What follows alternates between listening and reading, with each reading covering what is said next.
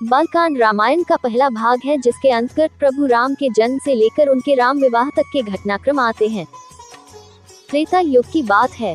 सरयू नदी के किनारे कौशल नाम का एक प्रसिद्ध राज्य था, जहां आज के पुत्र राजा दशरथ राज करते थे। अयोध्या उस राज्य की राजधानी थी। यह नगरी 12 योजन लंबी और 3 योजन चौड़ी थी। नगर के चारों ओर ऊंची चौड़ी दीवारें थीं और उसके बाहर गहरी खाई। दीवार पर सैकड़ों शताब्दियां तोपें रखी थी। सहस्रों सैनिक और महारथी नगर की रक्षा में तत्पर रहते थे। नगर के बीचों बीच राजमहल था। राजमहल से 8 सड़कें बराबर दूरी पर परकोटे तक जाती थी। नगर में अनेक उद्यान, सरोवर और क्रीड़ा गृह थे। ऊंची ऊंची अट्टालिकाएं थी, जिनमें विद्वान, शूरवीर, कलाकार, कारीगर और व्यापारी रहते थे। घर घर में लक्ष्मी का निवास था।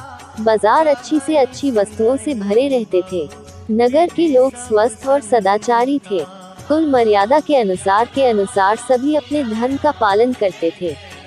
सभी जगह शांति, पवित्रता और एकता का वास था। राजा दशरथ बड़े प्रतापी और सदाचारी थे।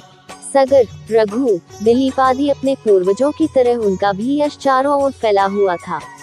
8 सुयोग्य मंत्रियों की सहायता से वे राजकाज चलाते थे। इन मंत्रियों में सुमंत मुख्य थे। मंत्रियों के अतिरिक्त वशिष्ठ, वामदेव, जाबाली आदि राजपुरोहित भी राजा को परामर्श देते थे। इनकी सहायता से राजा सदा प्रजाहित के कार्यों में लगे रहते थे। राजा दशरथ ने बहुत दिन तक राजसुख का भोग किया। उन्हें धन, मान, यश किसी की कमी न थी, पर उन्हें एक दैत्य था। उनको कोई संतान न थी। जीवन उन्हें सुनासा लगता था। उनकी रानियां कौशल्या, सुमित्रा और कैकेयी भी इस कारण दुखी रहती थी। राजा ने इस विषय में अपने मंत्रियों और पुरोहित से बात की। सबकी सलाह से यह निश्चय हुआ कि पुत्रेष्टि यज्ञ किया जाए। सुमंत ने प्रस्ताव किया कि महान तपस्वी ऋषि श्रृंग को यज्ञ का आचार्य बनाया जाए। ये राय सबको पसंद आई। यज्ञ की तैयारियां होने लगी। राजा दशरथ स्वयं ऋषि श्रृंग को बुलाने गए। सब राजाओं को निमंत्रण दिया गया। मिथिला के राजा भी यज्ञ में सम्मिलित होने के लिए आए। अनेक ऋषि मुनि भी आमंत्रित होकर आए। सरयू नदी के किनारे यज्ञशाला का निर्माण हुआ। ऋषि श्रृंग ने शुभ मुहूर्त में यज्ञ प्रारंभ किया। यज्ञ का घोड़ा गया। 1 वर्ष बाद घोड़ा लौटकर आया, तब बड़ी रानी कौशल्या ने उसका तिलक किया। अब वेद मंत्रों की मंगल ध्वनि यज्ञशाला में गूंज उठी। अग्नि में आहुतियां पड़ने लगी। राजा दशरथ ने जब अंतिम आहुति डाली, तो अग्निदेव स्वयं सोने के पात्र में खीर लेकर उनके सामने प्रकट हो गए। ऋषि श्रृंग ने अग्निदेव से खीर का पात्र ले लिया और राजा दशरथ को देकर कहा कि यह खीर पुत्रदायक है। अपनी रानियों को इसका सेवन कराए। खीर लेकर राजा ने उसे सर से लगा लिया। उन्होंने खीर का पात्र कौशल्या को देकर कहा कि तुम सब बांट लो। कौशल्या ने आधी खीर अपने लिए रख लिया, शेष सुमित्रा को दे दी। सुमित्रा ने उस आधे भाग का आधा अपने लिए रखकर शेष कैकेयी को दे दिया।